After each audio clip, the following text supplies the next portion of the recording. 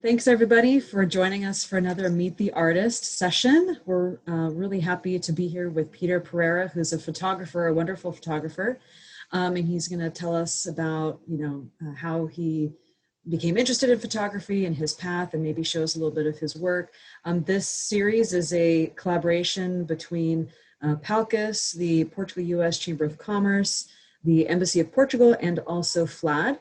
And it's also helping us to launch an online gallery. If you want to visit Portuguese American Art Gallery.com, it's a permanent online installation of Portuguese artists. And so we're really happy to be working with all of our partners on that. And so I'm going to hand it over to Magda Vakil, who is sort of the mastermind behind this whole effort. And so we're really thankful to be working with her, and she's going to lead our discussion with Peter. So take it away, Magda. Thank you very much, Angela.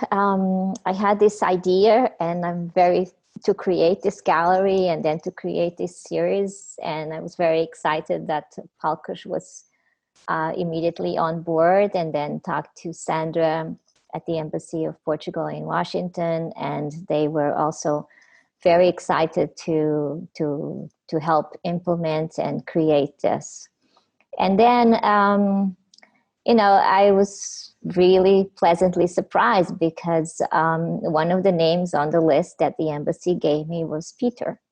And when I read the newspapers or go through magazines and a photograph catches my eye, I always look to see who took the photo. And the name kind of came up a few times, Peter Pereira. And I'm like, oh, is Peter Portuguese? Is he not Portuguese? Oh. So it was very exciting for me to sort of get his phone call and his phone number and his email and get in touch. And we chatted a few times, and it's been very enjoyable. So I hope to be able to give justice or do justice to his work, and be able to share with all of you his art and his process. And we'll be having some questions also from the audience. You can write them on the Q&A, and we'll read them to Peter. And then if time allows, we'll be able to open your mics and allow you to speak directly with us and Peter.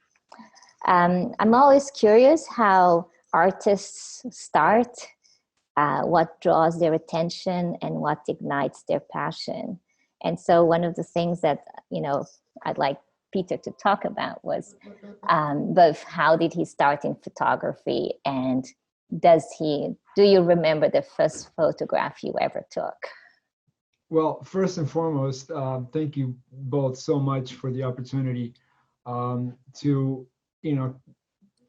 get in contact and connect with the Portuguese community, and hopefully enlighten those who don't know what makes Portugal special, and connect with those people as well.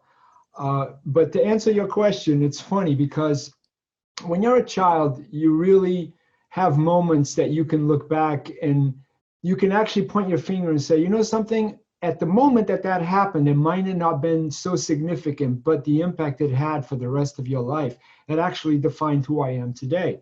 And I remember I was a little kid still living in Portugal, and my father's cousin who lived in the US, who loved photography, went to go visit. And with him, he had this weird camera. It was flat, it was leather, and then he hit a button and the whole thing uncollapsed itself, and it was basically a Polaroid camera.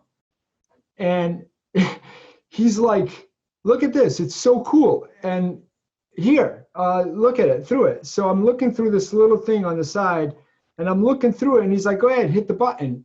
And I hit the button, and this magic thing happened. This piece of paper came out the front of the camera, and he's shaking it. I remember this so clearly. I don't even know what the photo was anymore. I was just so blown away with the idea that, wow, I just took a picture. Because everybody talks about photos. You look at the photos when you're a little kid. You see photos of your grandmother, whatever.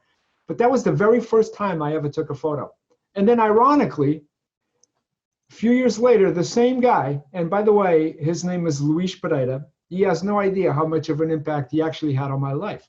He went back to visit us, and with him was a bag of cameras, this time DSLR cameras. And he says, hey, you want to come with me to Castelo Monte Moro Velho, which is between Figueira da Foz and Coimbra, for those of you who are Portuguese. And would you like to come with me? Because I'm going to go there photograph. You can carry my bags. So I did. I carried his camera bags around, and he's photographing things. And I remember, I think that was the very first time that it hit me that photography is, in essence, a visual record. Because I asked him, I'm like, why are you taking photos of this? And he's like, oh, because I like the way it looks, because it's historical. And nobody in the US has ever seen this castle. And I'm like, wow. So let me get this right. You can hit this button, capture this moment, and then you can share it with people who have never been here. And that was really the first time, Magda, that I can honestly say that photography did something. At the time, I really wasn't sure what it is, but it definitely struck something in me at that moment, because I can still recall those days. I can recall walking through the main gate of the castle, up, struggling with the cameras, and I can tell you almost exactly where he pulled the cameras out of the bag, where he asked me for the cameras to take the pictures, and that says it all. Okay, so this was your initiation. Yeah, that was definitely my initiation. That was the first time I thought, wow, gadgets, cameras, and then you can have a piece of paper that you can share with other people what you just saw, what you experienced. That was really the very first time that I can honestly tell you, I came to grips, I think, with what photography was. It was you more than just... You told me earlier in our conversations that, you know, at that time you didn't have as your dream to be a photographer. No. You had other plans, right? Yeah, you went to engineering school, so yeah. what took you there? Photography at that point was just something cool. It wasn't anything that I ever thought the rest of my life was gonna be impacted by this type of work, by this medium. Mm-hmm. I mean, maybe that's why I really enjoyed that moment, because I've always been technically inclined. I love gadgets. I love technology. So you imagine you're a little kid and this guy pulls out this piece of equipment that looks futuristic, that is shiny and has gears and has lenses. That's probably the very first thing that actually hit me. So yeah, it was never at that point something that I could say, oh yeah, I'm going to be a photographer. No, not at all. So then you moved to the US around when you were about 8 years old. Yep. And you went to school, and you went to engineering school, Yep. and you had your own company. And then Yep. one day it clicked that you wanted to become a photographer. How did that work? Yeah, I mean, it's funny, like how things work and the paths that are presented to you during the course of one's life. It's funny because, yes, I wanted to be an engineer. I wanted to be a computer engineer for many reasons, and I am. I mean, I graduated in 1992 from the University of Massachusetts, Dartmouth, with a degree in computer engineering. And I wanted to do that, again, because of that desire to understand things. It could be a gadget. It could be electronic. I wanted to know how these computers, these, mystical machines worked underneath. And I did. And I also, to be honest with you, being Portuguese, one of the things that is fundamental in the way that kids are taught is parents always wish a child to be a doctor or an engineer, or maybe a lawyer. But those are the three tenets almost of like, oh, when you grow up, you want to be an engineer, you want to be a doctor, right? So these are things that every single Portuguese kid is probably taught when they're little. It's true. So that was maybe the seeds that grew in me, that I wanted to, yes, I wanted to be a computer engineer, but I also wanted to please my parents. I wanted to do something they would be proud of me. And I did. So after college, I opened up my own company. It was called .com Micro. I made custom computers. I did corporate networks, and I did pretty well, and the company was growing. But there was a shift. There was a moment where all these photos that I've been taking all my life, it started ingraining in me the idea that maybe, just maybe, documentary photography, being a photojournalist, is really where my heart was. Keep in mind, in 1992, we had the original Gulf War. Now, I graduated from college in 1992. And at the time, I remember vividly and clearly that the entire war was being defined by two things. It was 24-hour coverage, where CNN had started as a 24-hour news network. That didn't exist. And there was the still photograph that was basically bringing war to the masses. So to be honest with you, I think something about the idea of telling stories in faraway lands that have a global impact probably started growing a seed in me that photojournalism is something I'd really like to do. So ultimately in 1998, I made a decision. I'm like, it's either now or never. I'm either going to pursue it. I'm going to be a newspaper photographer. I'm going to be a photojournalist. It's either now or never. So I closed the company, and there was no turning back. I don't expect anyone else to be as crazy as that, but I can tell you, if you're passionate about something, if you believe that this is what you need to do, you can't wait for the rest of your life to find out. You have to just do it. Because the simple truth is, if you ultimately fail, you still have succeeded because you tried. That's the key. So how does it work? How are you in the right moment, in the right place to take the right photo? Well, that is the ultimate question, isn't it? Because a lot of things that people, one of the things that people don't understand, because everyone is innately a photographer nowadays. We all have cell phones with beautiful cameras in them. Some of us have regular cameras, like you can see some behind me. Here's two cameras back there.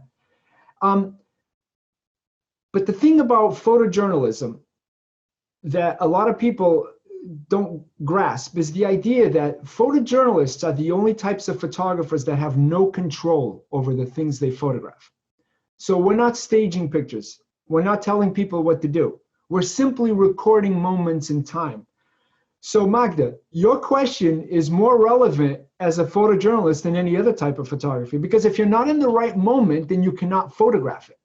If you're not there, you cannot go back and recreate events. That doesn't happen. So one of the things that I think that being an engineer gives me a big advantage over a lot of other photographers is ultimately what is an engineer? An engineer is having the ability to forecast a problem that possibly hasn't existed and come up with a solution. Photography is a lot of the same way, is you anticipate things.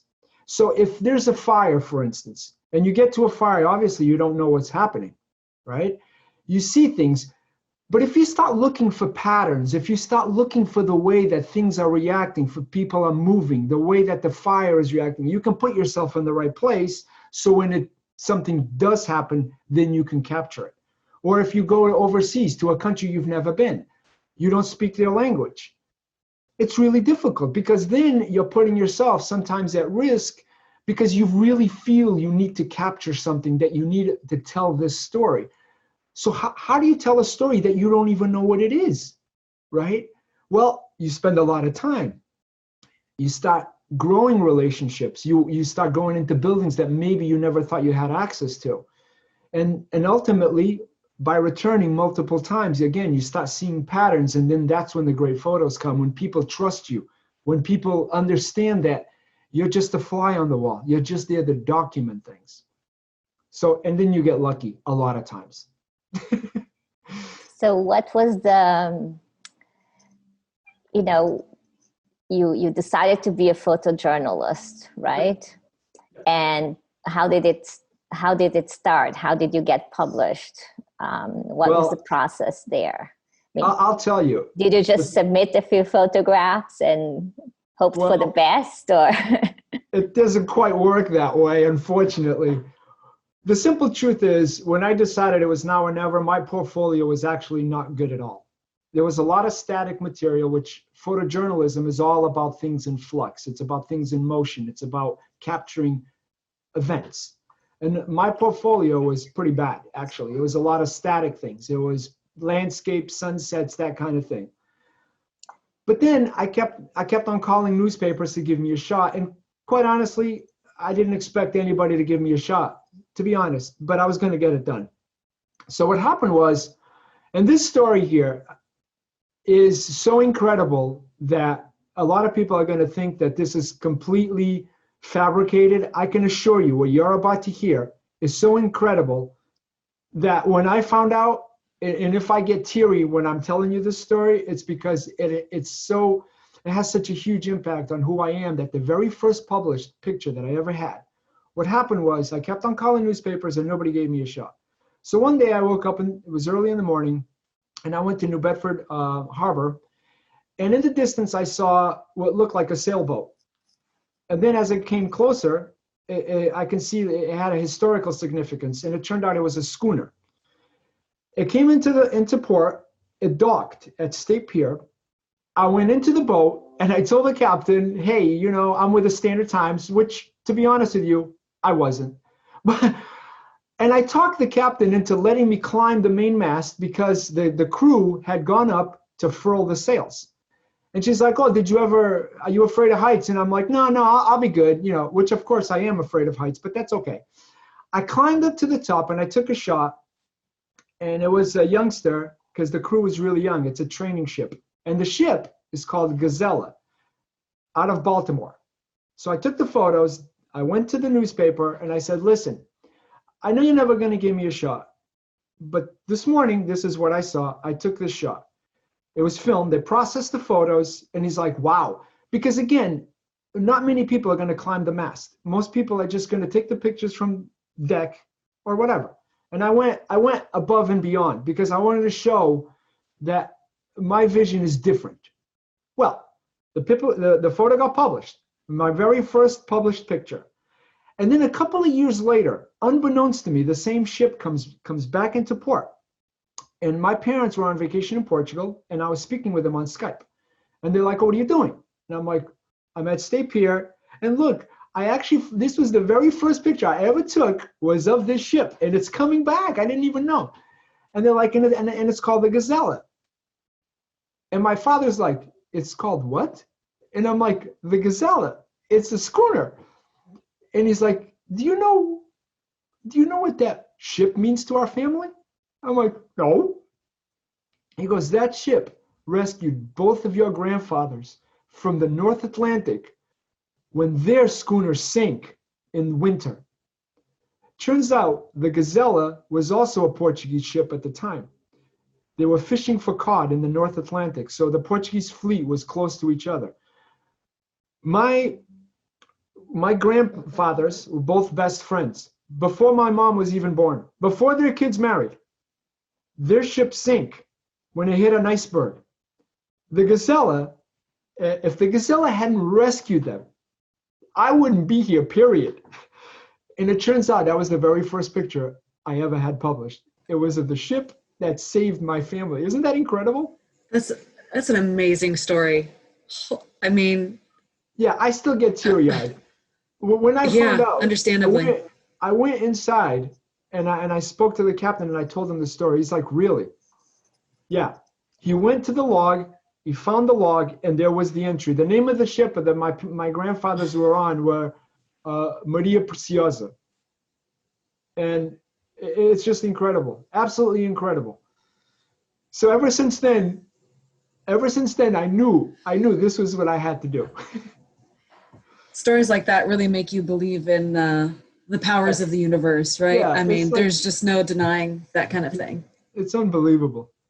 So Wow. photography now, you don't take a role anymore to get, to the dark room and hope for the best. No. So it's digital, and surely your background in computer engineering and being techie is very useful. Oh, for sure. Do you end up doing a lot of photoshopping? Yeah, well, sometimes doing photoshopping implies that I'm changing things in the image, but that's one of the things that photojournalists don't do. But yes, it's funny because when I switched careers, I thought, okay, there goes my digital background, never to be seen again. But shortly thereafter, so right after 1998 is when the first professional digital cameras actually came on the market. And everybody started using digital right away. So things like, metadata, things like photo databases, that stuff was nothing for me. I mean, that was a huge advantage that I had. Even things like email, I don't know if you recall, but email at the very beginning was like, wow, you have an email address? What is that? How do you get one? I still have my original email address, by the way. And so to me, it was like a perfect combination of the two things that I love dearly. And that's where we are today. Now, everything we do today is digital. So like if you take, so here's one of my main cameras. So I use the Canon 5D Mark IV with a 1635, but you can see that everything just goes onto my little card here.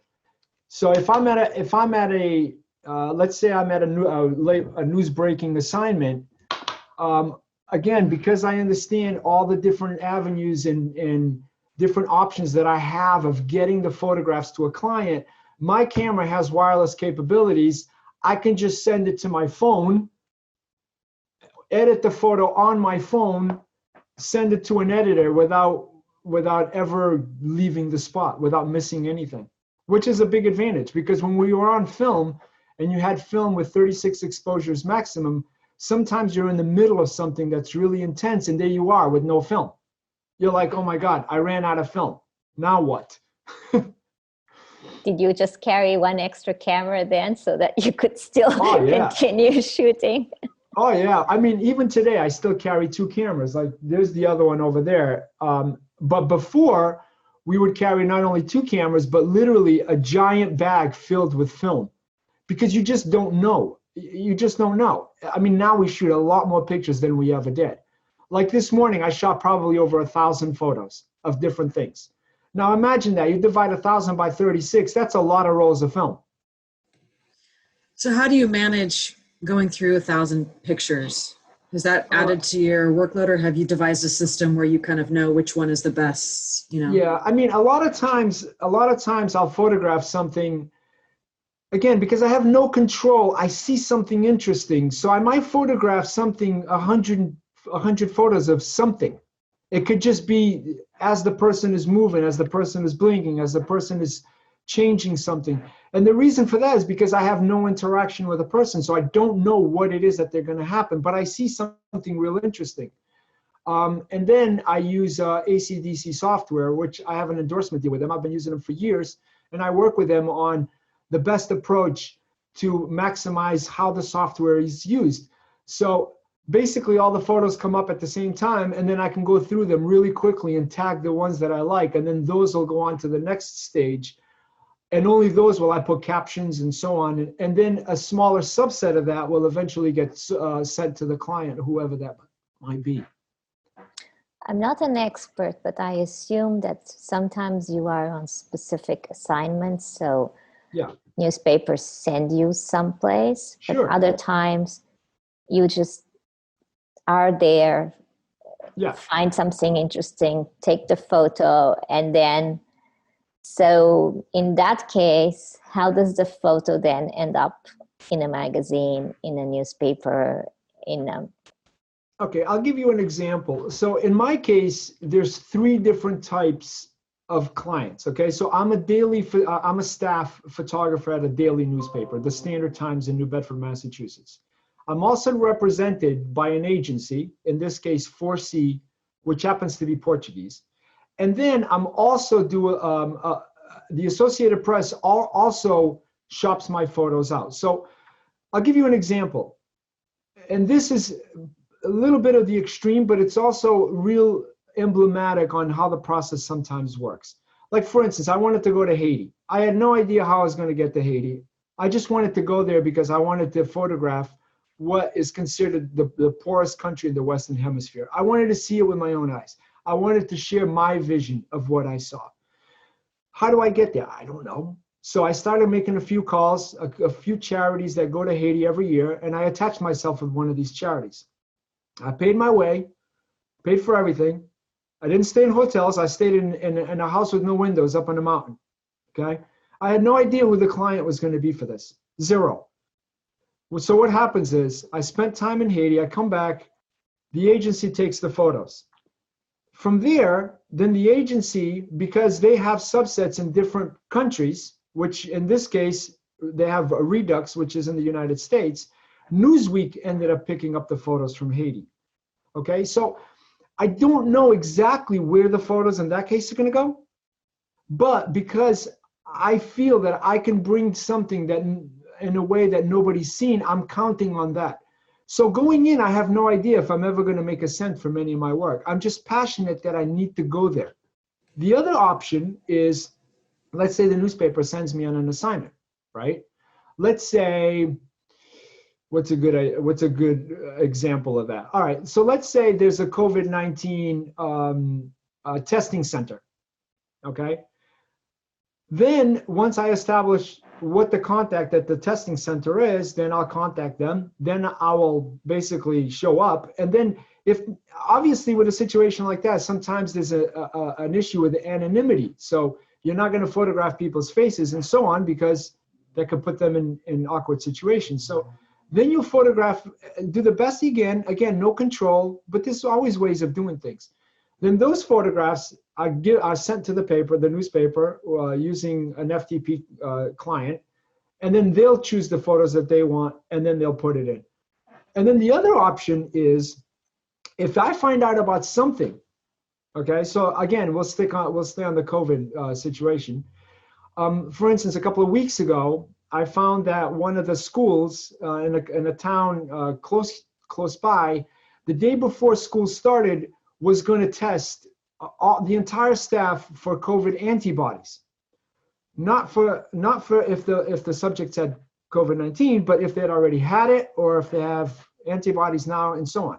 So I decided to go there, and I spent a considerable amount of time just getting a feel for things. At this point, now the Associated Press is real interested in that. Okay, so that stuff goes on not only to the newspaper, but also to the Associated Press. And it turns out that one photo that the Associated Press was real interested in was on the front page of the New York Times. It was all in newspapers all over the country. So again, for those in the audience that, you know, they're like, oh, well, times were better back then, whatever. The simple truth is, the world is at the palm of your hands. I mean, look at us. We're in 3 different places. And we have the ability of sharing what we do, not just in a community sense, like in my case, New Bedford, Dartmouth, Fairhaven, Mattapoisett, whatever, but on a global scale. Seriously, on a global scale. Like if you go on my YouTube channel, I have a YouTube channel, right? So every couple of weeks, I'll put a video, and you'll see how I photograph something. My next video, which I haven't published yet, is I follow EMTs around. Now, EMTs are not only the first responders, but they're also the highest risk of getting COVID, because if somebody has COVID, they're the ones that got to go get them, right? So one of the last video that I put, it was basically like, look, instead of me showing you how to photograph, I'm going to show you a video that I did exactly a year ago in my hometown in Portugal of Covagala, which is across from Figueira da Foz. Why did I do that? I did that, in essence, to open up people's minds, because the audience that I have on YouTube is basically, okay, how do you photograph? So by showing them something that they're not prepared to take in, I'm hopefully opening their mind up to what the potential, the possibility is. So now here I am across the Atlantic, 3,000 miles away, in essence promoting my little hometown 3,000 miles on the opposite side of the Atlantic. So anything is possible now.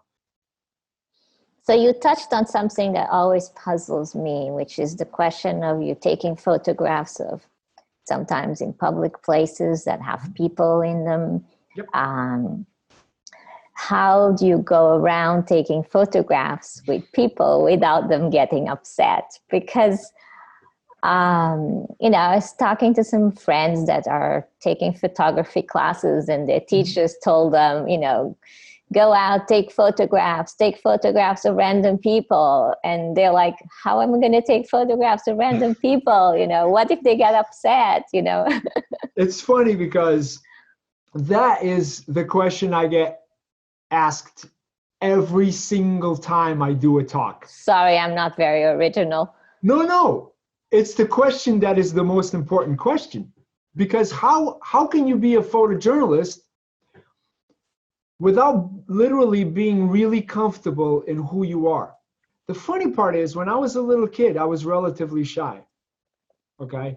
It's not like I was like, oh, look at me. Oh, look, I'm going to go dance in front of the family. I'm going to go sing. No, that's not me.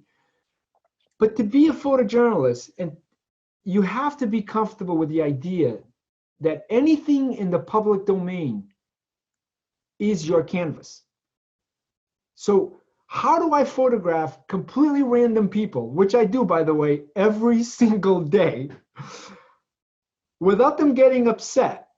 Well, it's pretty simple. If you broadcast in the way that you act and the way that you photograph things, that you belong there, that this is what you need to do, you'd be surprised. In a career that's already over 20 years old, I can almost count on one or two hands how many times somebody got mad at me taking their photo. Yeah, that's incredible, but it's true. And imagine now you're in a different country, different customs. How do you walk into someone's home like I did in India? I'd walk into random people's houses and start photographing them. It's hard for me to explain. It's hard for me to tell someone who loves photography and tell them, yeah, go photograph random people walking down the street. It's hard for me to explain that, because all it comes down to is self-confidence. It's the ability of, without saying a single word, broadcasting to the person you're photographing that this is what you need to do. It could be a simple hi like this, no words. But I'll also tell you this. The few times that someone has gotten mad because they saw me taking their photo, and they approached me, or I approached them, and I'd be like, listen, I'm XYZ, I'm Peter Pereira, I'm with whatever. I just took your photo. If you don't want me to use your photo, I won't use your photo. And they're kind of taken back because they expect me to be like, well, you're walking down the sidewalk, I can take your photo. But that's not who I am. I care deeply, deeply, deeply about the relationships with everything I've ever photographed. And I can honestly tell you, 20 years, maybe one hand, how many people got really mad. I'll even give you a story. One time, there was a dock with little boats. I'm on the beach and I see the dock, and I see a gentleman, an older gentleman and a woman go down to a little dinghy, a little boat. And she kisses him after he gets in the boat. And I got just that moment, just as they were about to kiss. It was really well composed. And then there's a harbor master on top of the dock looking down at them. And then he left. She comes around. I walk up and I'm like, hey, I'm Peter Pereira. Can I get your name? I just took your photo. And she's like, why'd you take my photo? And I'm like, because it was a real interesting moment.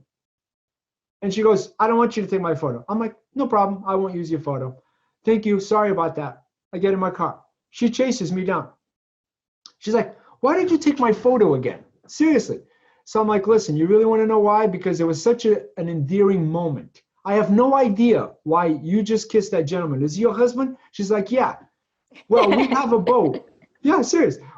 She goes, we have a boat that's out in the harbor that is docked in Mattapoisett over the winter. And we came to get the boat, and now he's going to sail it to our home in Martha's Vineyard, which is across, right? And I'm like, well, see, and you kissed him, right? And she's like, yeah, I was just wishing a bon voyage, right? I'm like, okay, cool. I'm like, don't worry, I won't use the photo. I put it in gear, and she knocks on my window. She's like, what's your name again? And I'm like, I'm Peter Pereira, Standard Times. She's like, okay, I'll give you my name. You can use the photo. I'm like, okay. You don't have to, I said. It's okay. It's not a big deal. Anyway, make a long story short, the photo ran. It was a great photo. Here's the best. about 3 days later, because it probably took 3 days because she was in a different part and she was on an island, I got an email from her. She's like, I am so sorry. I gave you a hard time. That is an amazing picture. Can I buy the picture? And I'm like, so a lot of times people, because I didn't ask them to do anything, they don't understand what it is that I saw and what they think is a completely ordinary event. So again, nothing is more important than their relationships. I don't want her to be like, I told you not to take my picture. Why did you use it? It's not that important. But there is also, you mentioned something about, how you, maybe it's just a wave and a smile, kind of letting people know that you're friendly. Because in a world now where everybody's trying to capture video of somebody doing something bad, of paparazzi, Right. How do you, what other ways, and you mentioned in India, you walked into someone's house and started taking their photos. I'm sure you just didn't open the door and walk in and start snapping away. No, the door was open and I did walk in. But when you walk in, how do you, what sort of, not, especially if you don't speak a dialect of Hindi or any other languages that are in India, what are some other ways that you communicate to people that you are a friendly entity and you're not there to, take advantage? It's funny that you brought up India, and one of the reasons I went to India and Haiti and a lot of these places is because my body of work, I need to create some kind of compendium of work that talks about those that are not as fortunate as me. Okay, so we're talking about deep poverty. And it's really hard for someone like me who lives in a relatively wealthy country to go to these other places and capture them and not feel that I'm taking advantage of people. Okay, this goes through me. I think about this all the time. So how do you walk into these places? Honestly, it's the respect that you broadcast and the way that you move. You're not jumping around like some wild animal looking for things. You're trying to broadcast the idea that you care deeply about them, and that's why you're photographing them. And I do. I care deeply about these people that I've never met. Right? I still get emails from people that met me in, for instance, like Haiti, like we said earlier.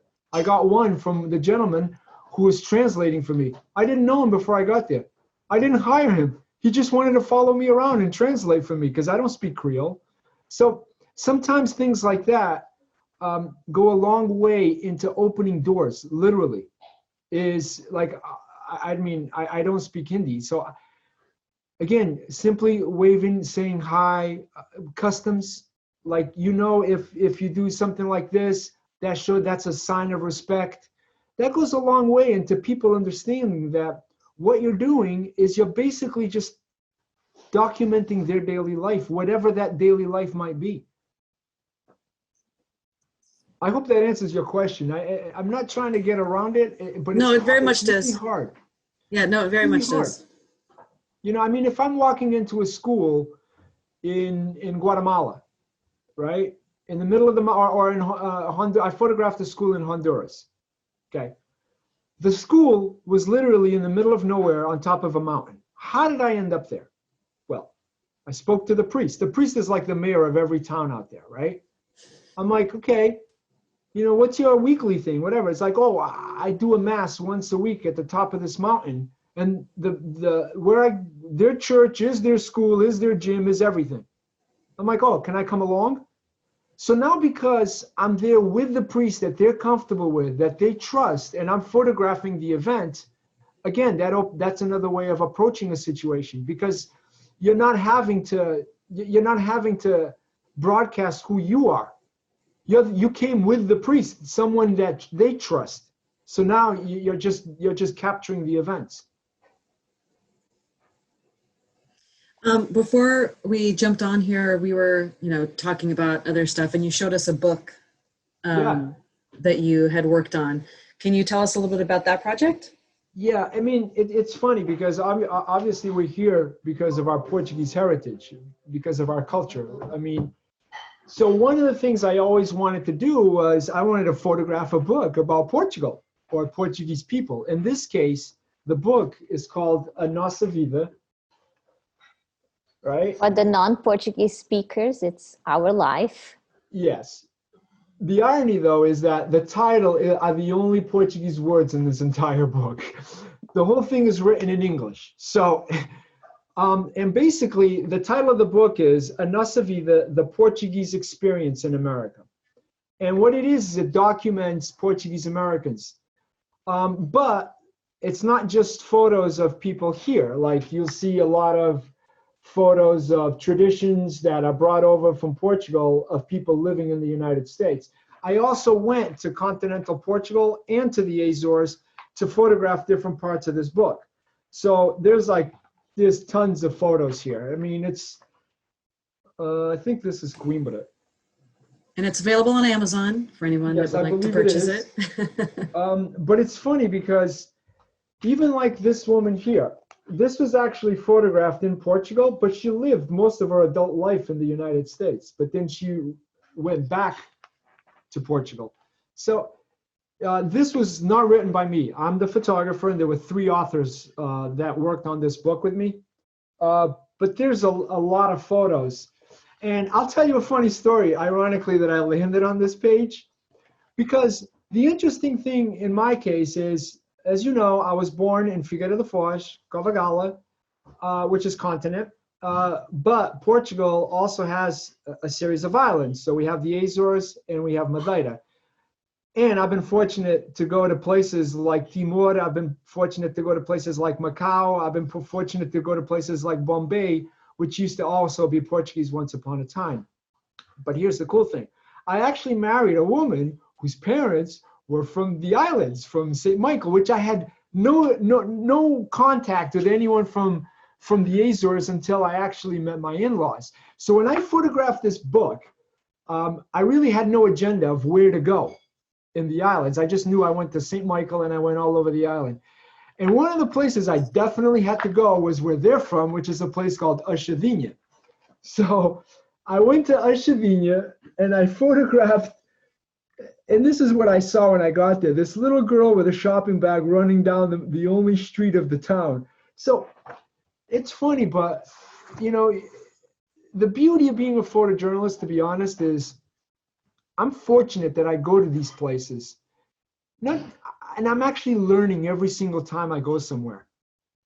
I'm learning about their culture. I'm learning about how different the world actually is outside of my own bubble. So this book was a great example of, I thought I understood what it meant to be Portuguese, but I didn't. I didn't understand really what it meant to be Portuguese American until I actually worked on the book and I met a lot of other people. And you know something, Magda, there's a photo in here. You want to talk about being lucky? It all comes down to, how do you end up at the right moment at the right time? I have no idea. I'm driving around and I knew I was photographing the book and I shot this picture. I don't know if you can see it. Yep. Wait a minute. Right there. Yes. You see that? Mm-hmm. That gentleman is hugging his father? Yes. Guess what was happening there? After living all of his adult life in the United States, he was going back to Portugal. And this was the last time. How that happened, I have no idea. There was nothing planned. There was a karma in the air. I drove, I saw people waiting for a bus. I knew they were waiting to go to the bus that took them to the airport. I just didn't realize that these people, they were leaving the United States for good after living most of their adult life here. So you got to be out there. Without being out there, you can't be at the right place at the right time. Yeah, that's crazy. That wasn't just a typical goodbye, I'll see you later. That was a significant goodbye. Yeah, that was one of those moments that, I'll be honest with you, when I was photographing it, I was really, really moved. I had to keep my camera on top of my face so that they wouldn't see how moved I actually was. So Angela, shall we open the mics to our... Yep. Yes. Yeah, so I'm doing it now. So all you have to do is, if you want to ask Peter a question or tell him how great his work is, you just have to unmute your line and go for it. while we wait, maybe Peter, you can share some thoughts. Oh, there's a question. Yeah, go ahead. Hi, Peter. This is Amelia. Amelia Ratu. Actually, I am Italian, so we're cousins. But I am interested in photography, and I'm taking some classes. I am in my 50s, so this is my next chapter. And basically, my question to you, there is a lot of geometry and composition actually to take a good picture or to make a good photo. It's not easy at all. So to me, from what I hear, it seems that you taught yourself how to compose. Yeah. Did you have photographers that you were inspired by, that you tried to imitate their work? So how did you manage, without going to school, how did you manage to, obviously it's pure talent and passion, but certain things are learned as well. So what was your process to become the photographer you are today? Well, thank you for the question, Amelia. And by the way, I'm watching the Giro d'Italia right now every single day. So brilliant. One of the reasons I watch the Giro is not only because I love cycling, I actually race bikes, but because I love looking at countries in the coverage. But anyway, back to your question. It's funny because I always had this idea that, and this might sound really egotistical, but I don't want that to come across that way, that I could see things differently. I could put my own signature on a photograph. And you're absolutely right. A good photograph is, how do you define a good photograph? That's even a hard question as it is, right? Because how can you say to yourself, actually, you know what I'm going to do? I am going to share a screen as I'm speaking. Yeah, if you can show some of the photos that for you were like kind of pivotal or whatever. Yeah. Well, the host needs to give me access. Oh, here we go. All right. Okay, let me share this. Can you guys see it? Yes. Okay, so here's a collection of photos that these were my favorite photos that I shot last year. So at the end of the year, I always put together a gallery of my favorite photos. And Amelia, to answer your question, if you look at a lot of these photographs, there is that symmetry that you're talking about, right? Like for instance, this photograph here. If you look at it, the color is what brings you in initially, but the entire photograph is perfectly symmetrical. Yes. Look at the basketball court, the basketball hoop, the way, how much space it takes here, there, and then you start looking at the details. Oh, look, it's a whale's tail. And then beyond that, you start looking, oh, look, they're in midair looking for the ball. And then after that, you're like, oh, wow, look, the shadows are, So yes, that's what makes a good photo. But on something like this, I probably took, 50, 60 photos because I had no control, again, over what it is that I'm seeing. But I understood what I'm looking for without having any control. So I'll just keep on going. But you'll see that if the photograph is not tight meaning that there are no other things that are drawing your attention. Everything needs to be very concise, very tight in the composition, that everything in the photograph matters, so that it has the impact that you're looking for. Like for instance, here's a great example of what I was speaking about earlier, in the sense that you need to be able to anticipate something. So what this is the Vietnam traveling wall. Okay, so I drove, it was like an hour away, and I found out that the wall was going to be there. And I saw the wall. I positioned myself so that the names on the wall are perfectly straight in front of me, so they're not diverging. These lines are perfect. And then it was literally a matter of waiting for someone to walk by, and then being at the right place at the right time. It takes patience, but patience always pays. If you have a general understanding of what it is that you see that's interesting, there's probably a good photo to be made. And then the idea is to go beyond that. When you look at the photo and be like, okay, now I'm going to be really picky. What is the distance between the edge of this line of names and the beginning of this line of names? Those are the little things that define a great photograph after the fact. So I'll just keep on going here. But there are a lot of things. So a good photograph, again, like here's a good one. Originally, actually, let me go back here. So, like for instance, you see something, right? And your original instinct is, okay, there's a guy going up on a mask. I can take a cool shot of that. But then the idea is, how do I challenge myself to do something even more, to have great depth in the photo? So I'm like, oh, wait a second. There's a guy operating a winch on a lift that's hoisting the guy, which you see back there, up. Yeah. Oh, look, if I sit here, I can see the mirror. I can see the guy reflected. So now the entire composition is filled with information. The mast is exposed. You see the guy, he's reaching out for the mast. You see him with his hand on the lever that he's very focused on a mirror above his head. Everything tells a story. So if there's one piece of advice that I would give is don't just look for the shapes and the patterns, but make sure that everything in the photograph tells you a story, Amelia. Because if you do that, even if it's not photojournalism, even if it's something else, like this. Yes, that was a plane that crashed. Like this. They're removing this building. And then out of nowhere, I had no idea what they were going to do. The firefighters decided to pull the cross from the top of the building so it wouldn't get demolished. So I sat there for hours. And then this is the moment. He grabs it and he looks like a hero up there, right? Well, guess what? His name is Michael, as in Saint Michael. No way. So again, you don't know what's going to happen, but you have to be ready for it. But if you look at the photo, there's nothing distracting behind it.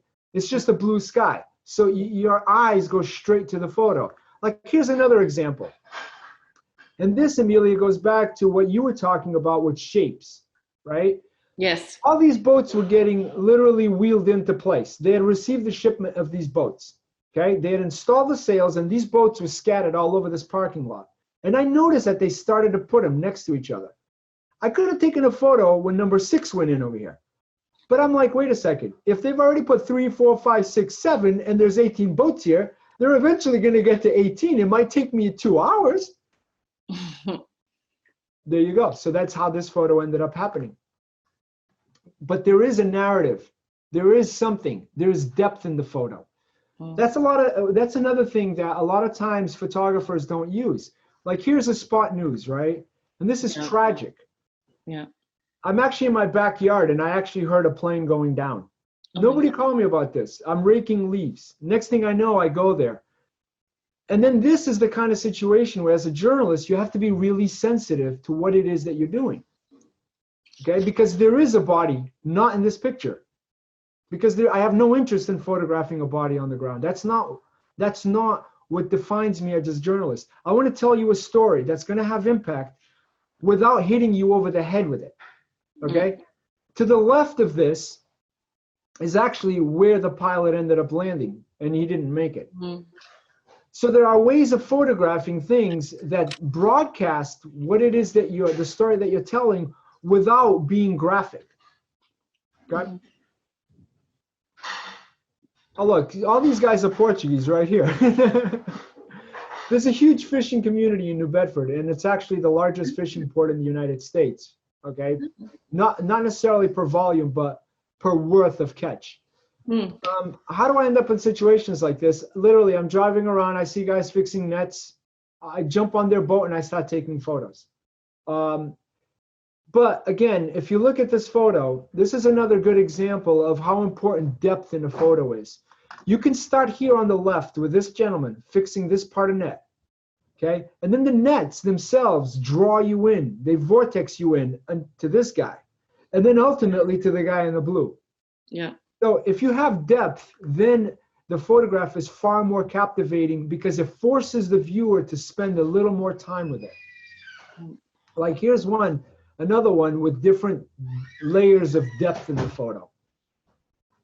So I hope that answers your question, Amelia. Yes, yes, it does. But I mean, basically, I mean, it's talent, and then as you developed as a photographer, you started to see things. So I'm sure the beginning must have been, oh, I could have done this. Oh, for sure. For sure. One of the things that I said earlier was when I first started, my portfolio was actually rather terrible. It was rather terrible because I hadn't come to grips with the idea that to do true photojournalism, you have to be within the community. Yeah. And the community implies within the people who live in the community. So once you come to grips with that, then you're in there. And then the interesting thing is, the more you do it, the more recognition you're given, the more trust you're given, and the more access you have. Yes. Like when the COVID started, I was literally one of the few to have access to different hospitals. And I did 3 different hospitals of healthcare workers treating COVID patients. And the only reason that came about was literally because of the trust that people had in what it is, who it is that I am as a photographer. Yes. Wow, these are great photos. So we are coming up Thank on you. our time pretty soon. Is there anybody else that has a question for Peter? Todd, go ahead. Yeah, hi. Maybe not so much of a question. So I've been a photographer for over 30 years and listened to many photographers speak. And one thing that I'd just like to say is very impressed, and one of my pet peeves is the words you use.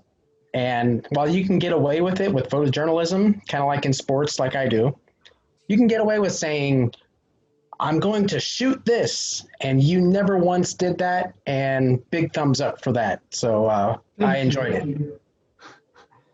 it. Thank you for those kind words. I mean, I hope one thing that I can broadcast in what it is that I'm saying is, you have to be passionate about this. You literally have to be incredibly passionate in the concept that you need to do something, right? When COVID hit, my first instinct was I needed to go out there and I needed to tell the stories. I needed to be within the community. And it's hard sometimes. It's hard because you don't know what it is that you're going to do. You don't know if you're going to have access to the things that you want to photograph. And if you are passionate and you believe that this is what you need to do, then it's amazing how understanding people are. Give me 1 second. I don't know if someone's asking a question.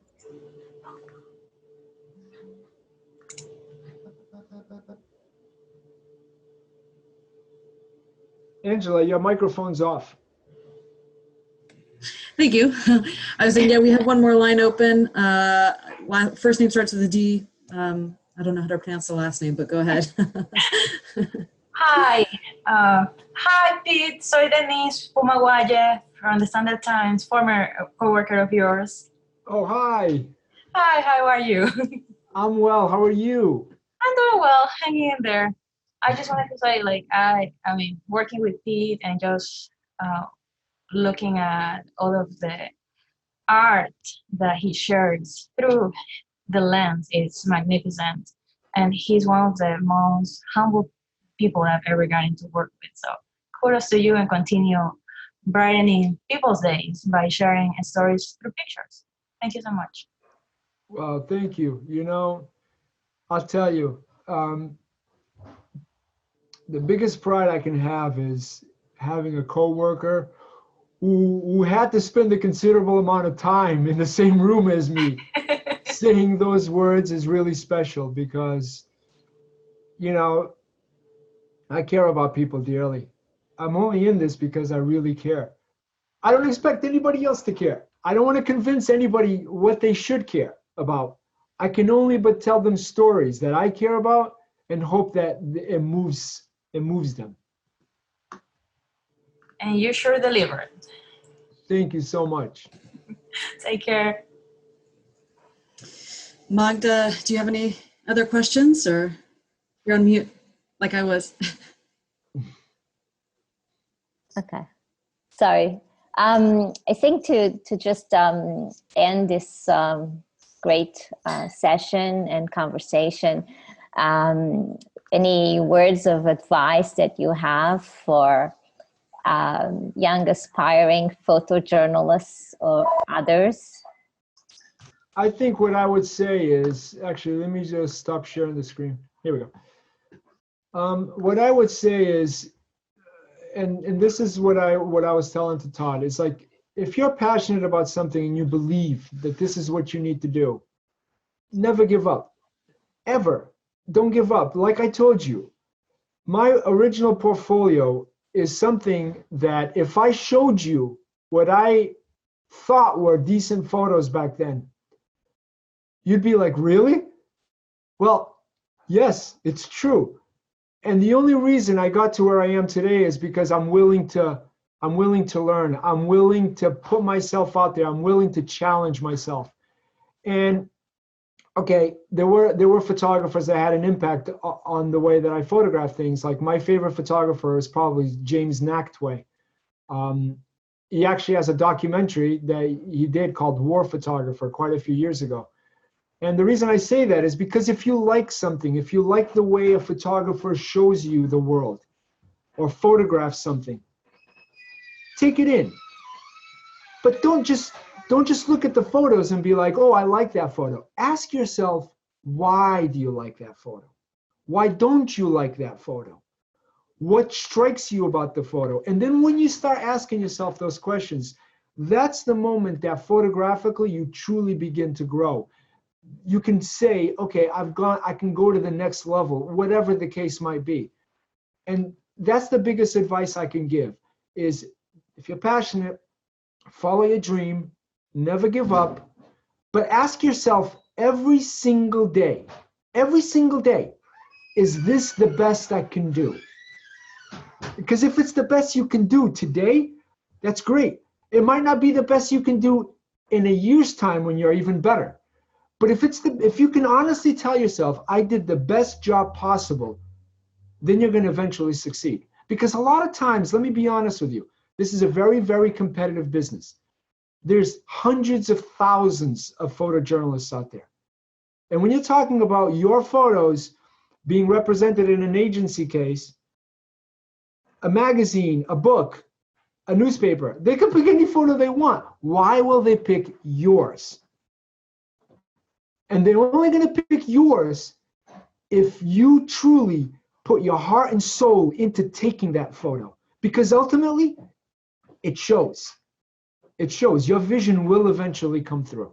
That's the biggest advice that I can possibly give. And that's a lot of advice. But just do it. Just do it. Don't be afraid. You're probably better than you think you are. Oh yeah, but here's the other thing. Don't listen to everybody that tells you how great you are. Ever. Challenge yourself. The biggest critic you should have is yourself. If you can look at a photo and be like, you know something, this is not that great, I'm not going to publish this, guess what? You're halfway to success. Got it. Well, I think that was great advice, actually. So everybody go check out Peter's work at peterpereira.com and visit our gallery. And visit our gallery. Yes. Thank you, Magda. You guys did a great job. I mean, and for those of you in the audience who have not been to the gallery, not only my gallery, but there's other artists in the gallery that I would love for you guys to check out. In my particular case, the collection of photos that are in my gallery that was created by PALCUS is a collection that spans the world. I've been to a lot of cool places. But those are all photographs that I think show what the human condition is. What does it mean to be human? Sometimes we forget what it is. We live on our own closed bubbles, myself included. I'm not accusing anybody else. And sometimes it's great to just get out, even if it's through photography, and just experience someone else's reality. Agreed. An image can say more than 1,000 words. Absolutely, Magda. And one of the beauties of the still photograph is, as you know, it needs no translation. Anybody can look at a photo without reading a caption, and it does something or it doesn't do something. So, I mean, and look, I mean, today we're all living in a digital world. We're all on social media. What do people look at? Do you think people spend a lot of time reading this stuff? No, they want to look at photos. Photos, yeah. The still photograph has never been as powerful as it is right now. That's great. All right. Well, thank you very much, Peter. And thanks everybody out there who joined us tonight. This will be up on YouTube in a week or so that everybody can continue to hear your wonderful words, Peter, and what you had to say and see some of your work. So, and thank you, Magda, always. Thank you. Thank you, Peter. Thank you, Angela, and everybody for being here with us. Yep. Já agora também gostava de dizer obrigado a todos os nossos amigos portugueses. Para os que não falam português, é uma língua muito bonita, mas também é uma língua muito difícil. Por isso, se disser alguma coisa que eu já estou muito mais americanizado do que estou português, não é? Mas eu gostava de agradecer a todos os nossos amigos portugueses que estão envolvidos no PALCUS. Tenho muito orgulho em ser português, tenho muito orgulho de ser da Figueira da Foz, da minha Cova Gala, e espero que um dia, quando as coisas ficarem melhores, a gente tivemos todos uma oportunidade de estarmos todos juntos na mesma sala. Muito obrigado a todos. Obrigada. Obrigada, bem dito. Obrigada e boa noite. Boa noite. Tchau. E até breve. Tchau. Bye.